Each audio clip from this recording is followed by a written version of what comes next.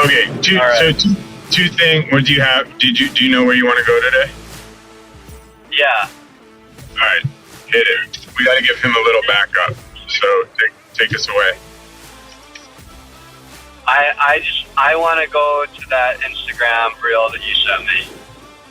Okay, so total trash. Let's make sure so it's total trash. So so it's essentially the story is like, oh, they have technology. It looks like AI created something that says that there's technology that's going to overcome the battery shortage, and like that it's a car that can run forever. Would that be a fair statement? Like they've got the technology that a car can run forever, and we don't need batteries anymore. It's like going to fix all of our problems, more or less. It's a little bit. That's an embellishment. So the AI's take on a everlasting battery, forever battery. Somebody made it up. It appears that it's made up, but it's like, yeah, they've got. I can't remember if it was Toyota. Was it Toyota? Toyota came out with technology that's going to defeat Tesla and all this battery stuff. Is that more or less the take, Matt?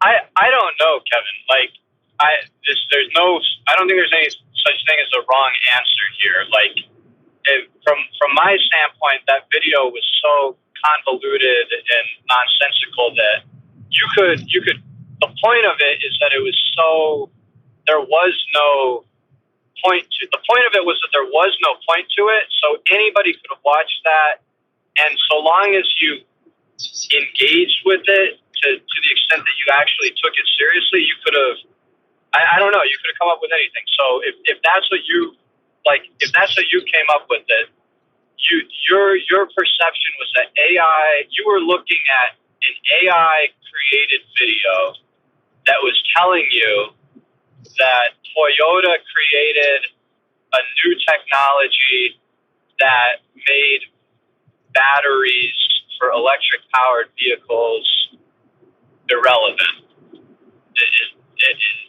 That's your take on it? I guess my take on it was so somebody alleged that there's revolutionary technology for which, and I'm going to say not made batteries irrelevant, but like eradicated the shortage of lithium and the need to go charge. It's like self-charging, more or less. So it's a self-servicing technology. So like we used to have gas. Now you don't need a gas motor. Now you can do electric. And now you don't need electric because it's going to transfer the momentum into kinetic energy, and then it's going to have its own energy source. So it's like the most efficient thing since, I don't know, the nuclear reactor or something. That's the allegation in the post that I'm wondering about. Okay. All right. Sure. Yeah. So that's like what you can like. It's crazy to me that like that's where we're at right now. Right. This is such a perfect illustration of the spectacle of images that we live in. Where, yeah, like there can be this AI generated video that just says things, and it's in English. We can understand it, but we don't really know what it's saying, but it feels like there's some sort of message behind it, and there is some sort of like, wow, that's crazy, like emotion that it creates in the viewer, and I don't know, it's just wild to me because yeah, that the video, if you really listen to it, it doesn't say anything.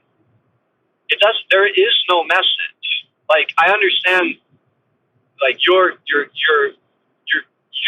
doing a lot of work to tie something together to make that video make a claim. The video on itself does not make a claim, but you're trying to make it make a claim, and so you're saying like, oh well, what the video is saying is that there's this new technology that this electric engine, this motor is gonna like charge itself, and so now we're not gonna need lithium batteries, nor will we need gas. And I mean, that's a claim.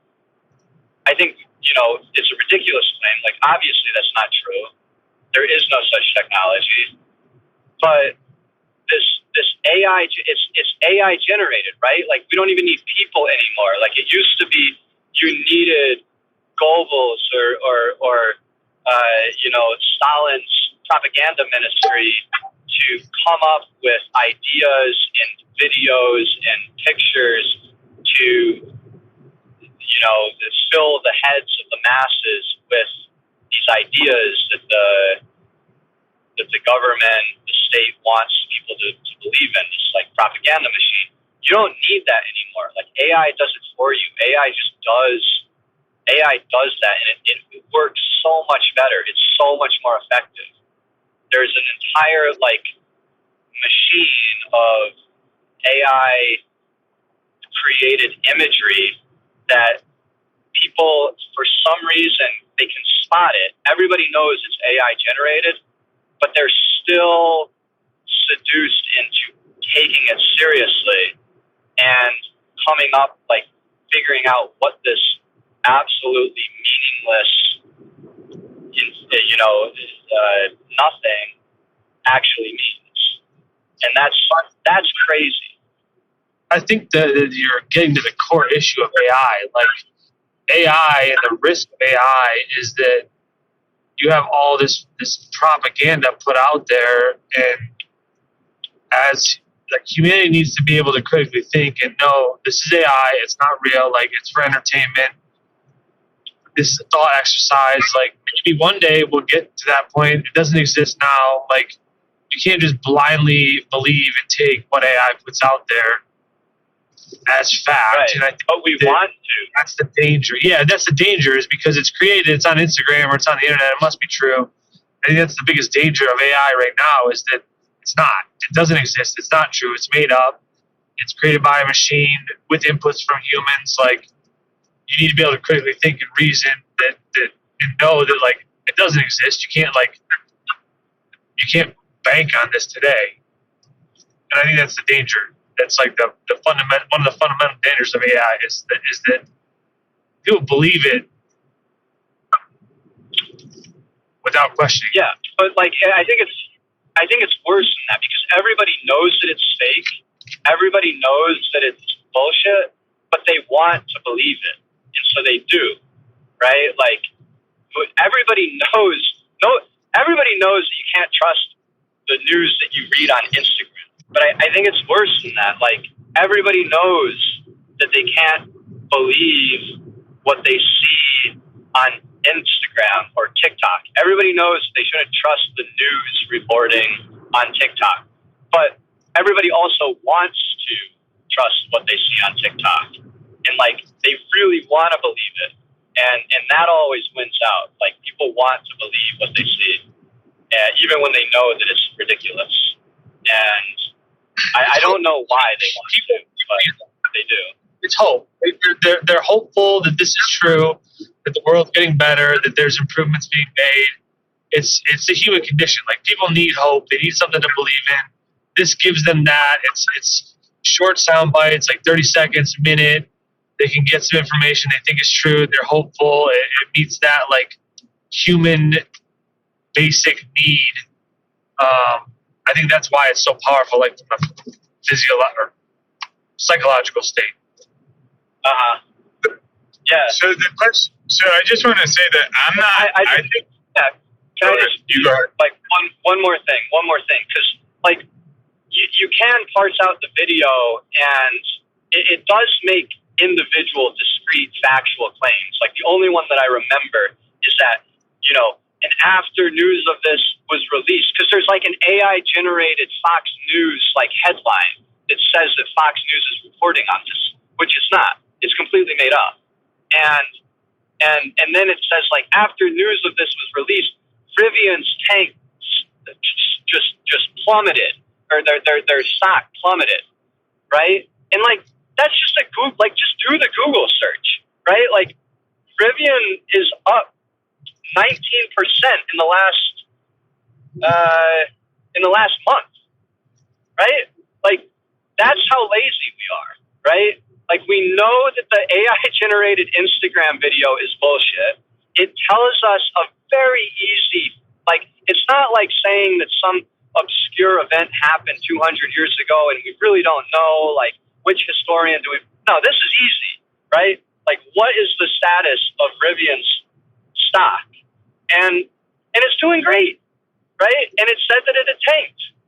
And that's crazy to me. Like, that's how bad things have gotten. So, sorry. No, and I don't. I think I didn't send that because I'm like, oh, this is amazing. Let's look into it. I sent that because, so like, I'll give you a different example. Let's pretend it was a similarly generated video that's saying, did you know that an American billionaire is investing in technology for which you can put a chip in your brain and overcome paralyzation?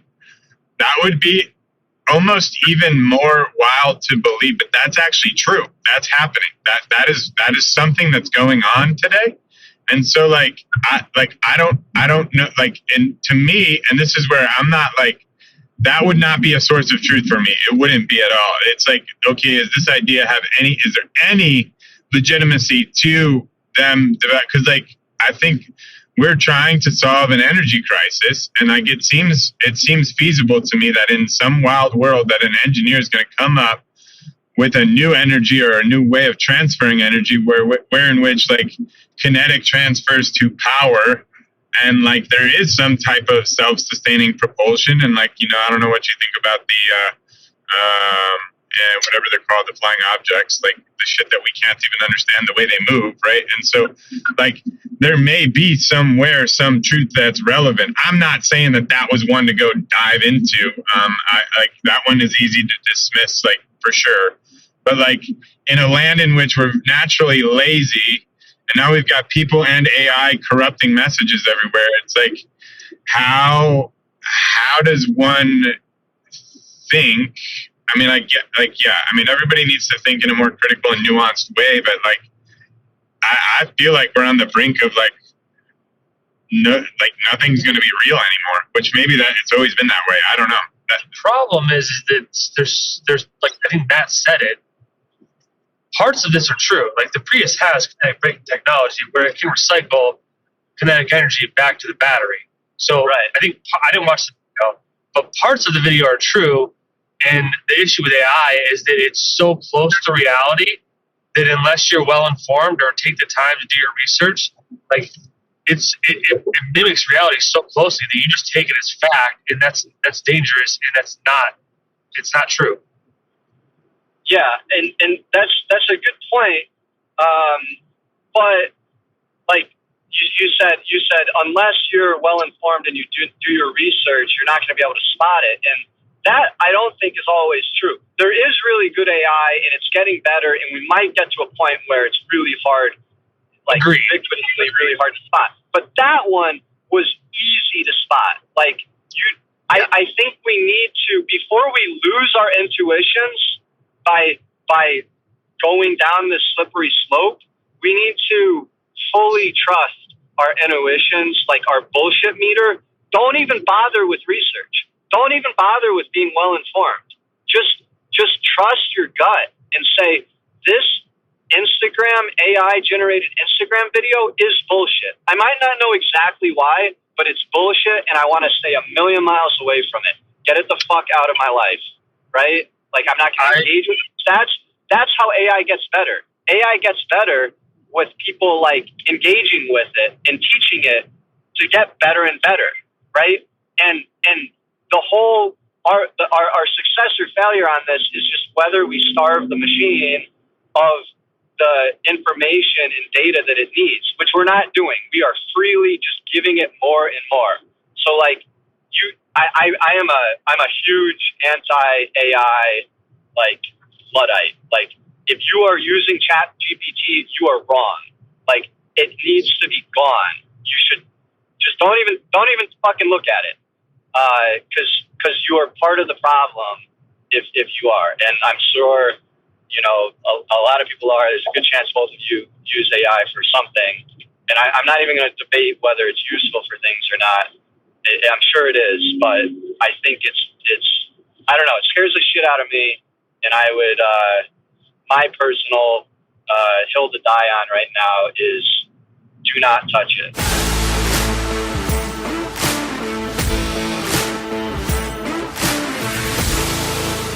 Yeah, I would agree. I'm terrified of AI too. I mean, yeah, we can debate the merits and like use cases of AI later, but yeah, I think you're 100% right. If you don't share that video, if you don't appease the machine and feed it, it will die. You'll starve it. I wholeheartedly agree with that. I think it's terrifying, and I think that AI and Instagram is just it's like exponentially allowing that machine to grow because you have masses like just blindly sharing things that may be interesting, maybe educational. I'm using that word loosely. Maybe entertaining, like whatever the case is. But as soon as you hit that share button, that like button, you just fed it, and it just grew. So I definitely agree with you on that. It's terrifying. Yeah, because it's not a one-way system. It's not just there's like these evil robots, and people are like eating up their videos because the robots figured out a way to build things that the people want, right? Like this is an old like capitalist model of how networks work, and it's not right. Where the capitalist model says there's a bunch of consumers and they want things, and they have likes and desires, and they have taste, and they like this thing and they don't like this thing, and they prefer this thing and they don't like this thing. In the market, what it'll do, if left uncorrupted and unadulterated by government regulation and other nonsense, what it'll do is it'll figure out what the people want, what they wanted before the market, was able to provide this thing for them. And then the market will provide those products. This is, there's a need for the product. There's a desire for the product. The market will sense this out one way or another, and then it will give the people what they want. And this is kind of like, you see this when people talk about AI, where it's like, well, there's all these people out there and they just want good content. And so, what's the difference between, a think tank in Los Angeles thinking up what the next new Netflix show is going to be, and AI figuring out what the next new network is going to be? Like, they're just going to make the product that the people want. And this is bullshit. That's not how systems work. It's not a one-way causal arrow. It goes both ways. The people, to some degree, have wants and desires, and the market at first will provide and create products to fulfill those wants and desires. That's only one direction, but it goes the other way too, right? The market, in order to run more efficiently, doesn't just need to build the products that the consumers want. The market needs to change the consumer's taste so that the consumer's taste is more efficient for the market. That's how you have a really efficient market. You change what the consumer wants so that what they want isn't so fucking expensive and complicated. So what they want is idiotic, stupid, vanilla, low-level, inexpensive, very easy to mass produce, and now we have an efficient market, right? If all the consumers want shit that doesn't cost anything, now we're cooking. And the market changes how the consumers want, what the consumers want, and through advertising and through content. And there's a slow decline in individualization, right? If a million different people are a million individuals and they all want different things, now the market has to make a million different fucking products to satisfy all these people. But if you can use propaganda to create one homogenous mob, just a blob of people, a million different, human bodies, but they all want the same shit because they'll all show up for Iron Man 7, then now that's so much better because now we only have to make one lousy product, right? And just keep pumping out the same shit over and over and over again. And that's what AI is good at. Like the advertising industry, that, people tried to figure out what people wanted, and people tried to change the masses' taste, and they were marginally successful at doing so. But now, like, AI can really do that and plug into people's brains and hack the human being so that everybody's on the same page, everybody wants the same stupid thing, and they all are, like, idiotically satisfied by AI-generated bullshit. And that's where we're headed. And we got to unplug, man. So I'm interested in this. Don't use AI. So and not because generally you're right about these things, and I'm not thinking at the depth that you are. So I understand the risks of AI and agree that. I mean, I guess my statement would be the adoption of AI will delete the human, right? Like the human is going to become like non-existent, no purpose, right? Like if the robot can do everything for us, we do nothing. We're going to turn off our brains. We don't have to work. Like that's my greatest fear. I suspect yours is more meaningful and more well thought out. But so this idea, I guess my question is for both of you that seem to be in the same camp is like, AI is here and AI is coming. I like to use it to edit for me, and I find it to be a very effective tool. I type my shit and then I put it in and I'm like edit for flow and grammar, and I believe from what you said that's bad. Help me understand why that's a bad idea. Yeah, I mean, one reason why it's bad is because now you're as a human being will never have acquired a very key, basic fundamental language skill of using English with proper grammar. And the point is that, what AI teaches people is that these things don't matter. Grammar doesn't matter. The machine will do it for you. And it does matter because that's how it's just, we're just chipping away one little by little at the capacity of a human being to do things, anything. So Matt, let me ask you this. I just ahead, one more thing is the other thing is that, like, there is an individualization to writing an email. I write emails differently than you do, but AI does it the same.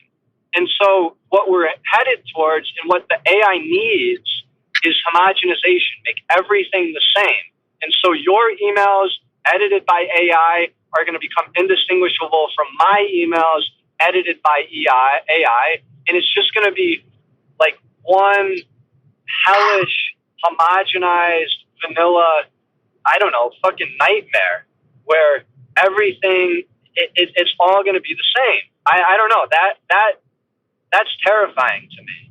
I want Kevin Hohe emails to be Kevin Hohe's emails, not AI. And it's just all, so that's the other problem. Okay, go ahead. So let me ask you. So I agree with you. I just want to preface that. I'm just playing devil's advocate. I do think AI makes people dumber in the long run. I don't think it's as impactful for, you and Kevin and I, because we have foundation, we learn things, and it's more impactful for our kids or our kids' kids, where they're going to go without. Like, they're not going to have to learn grammar, like you said. But as you were talking, I was thinking, how do you feel about calculators? Because in my mind, calculators follow the same trajectory as AI. Because, honestly, I moved as a kid, moved around a lot. I don't know how to do long division. I'm embarrassed. Not that I couldn't learn it, but now I have a job and I have deadlines and time is not on my side. So you know what? Dumping a couple numbers into a calculator to get the answer is more efficient for me right now than learning long division. That's not to say when my kids are going through school, I'll learn long division to help them learn long division if it's still around, but I don't know it. And I think it's a product of having a calculator, having Excel.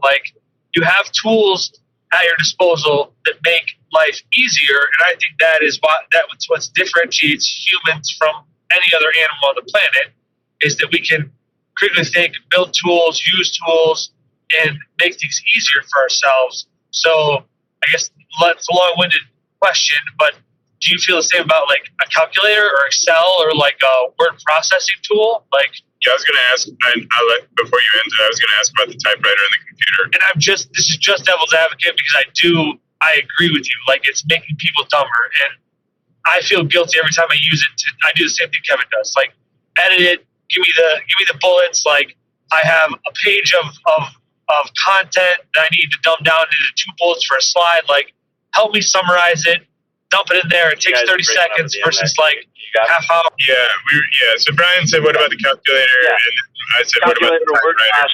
processor, typewriter.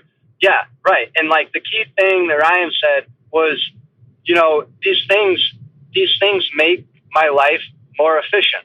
Absolutely, no argument. That's the point. Humans are inefficient, right? The machine wants efficiency, right? So the only question is just how much are we going to change ourselves to become efficient components of the machine, right? Like, how much of your life are you going to allow to become dictated by what the machine? Why is it important for you to do long division efficiently, right? Like, where did that value of efficiency come from? You didn't choose it. It was demanded of you by the economic system that we live in. And hey, that's the way it goes. And as an individual, you can make the choices that you make, as to how much you're going to go along with this. And the more you comply, the more you step in line and do as you're told, is demanded by the machine, making yourself more and more efficient, the easier life is going to be. And the more money you're going to make, you will be rewarded. You will be rewarded handsomely. But at what cost? Like the least human will stand to make the most money in this market. The more robotic that person can become, the less of a person that person can become, and the more of a computer that person can become, or just a manipulator of machines in the most efficient, manner. Like, that is the person that's going to succeed the most in the market. So to be a human being, like, yeah, you are willingly choosing pain and suffering. You are willingly choosing to make less money, to have a less comfortable lifestyle, to have a less efficient lifestyle, to go, you're challenging the system, right? And you will feel the negative effects of that. And that's kind of why we're screwed, because nobody's really going to do that. But I think on an individual basis, like, that's the challenge, right? It's at least the challenge. Because, yeah, I use a fucking calculator. I use a word processor. I'm very, like, synchronized on my iPhone to-do list and calendar, and I use Notion as, like, for notes and to organize all of my work. And, so, but like, I draw a line at any AI, and somebody who wants to take this theory more to an you're not letting the machine do the thinking for you. AI does the thinking for you. That's where I think the line is drawn, is using those tools that we have at our disposal. It still requires us to use them, to choose to use them, to think, to interpret, provide the inputs, interpret the outputs. AI does all of that for you. And I think that's where it becomes dangerous. And that's where you lose your ability to think and be intelligent and really be a human. Like, yeah, you're right. You turn into a robot. You fall in line to turn into a robot. I agree with that. And I think that's the line. Is he getting that right? Your repulsion to AI is because it's going to delete the human's ability to think. The other technology maybe damaged it, but didn't assault human think. I'm interested in your total repulsion of that technology versus the others. Yeah, it's just a line drawing problem. Maybe you got to draw the line somewhere, and I have drawn it at AI and not the calculator. And yeah, I think Ryan is right in that like a potential reasonable explanation for where I drew the line is because AI, takes away the thinking power of the human being, whereas the calculator just kind of like speeds things up or cuts out one step in the process. And that's fine. But if somebody wants to say, no, the calculator takes away your power of thinking too, because now you're not going to be able to think through the arithmetic computations that you're doing, I would have to concede and say, yeah, you're right. And I have lost that power, just like you've lost the power of doing long division. And it's just a matter of how much we care. And the things that AI is doing are things that I just personally care about. Like what are you for, right? Like what is your purpose? What do you do, right? And like what can you do that AI can't? And the answers to that question depend on the individual. Like I know that I can do things that AI can't, that I know things that AI doesn't know, that I've had experiences that AI cannot have. Like I still feel in a deep way more competent as just by virtue of being alive than any AI chatbot. But there are people around me who I'm like, I don't know, man. Like, what do you do that an AI can't? And that I just don't want to get to that point. It's more of a me thing. And I would like to have people engaged in this project with me. But everybody's going to have to draw their line somewhere. All right. I am at work and I got a minute to get inside. So I gotta go. I got to text you, Mike. All right. Later, dude. Thanks. All right. Thanks for the talk, guys. Yeah, Peace. bro. Yep. See you.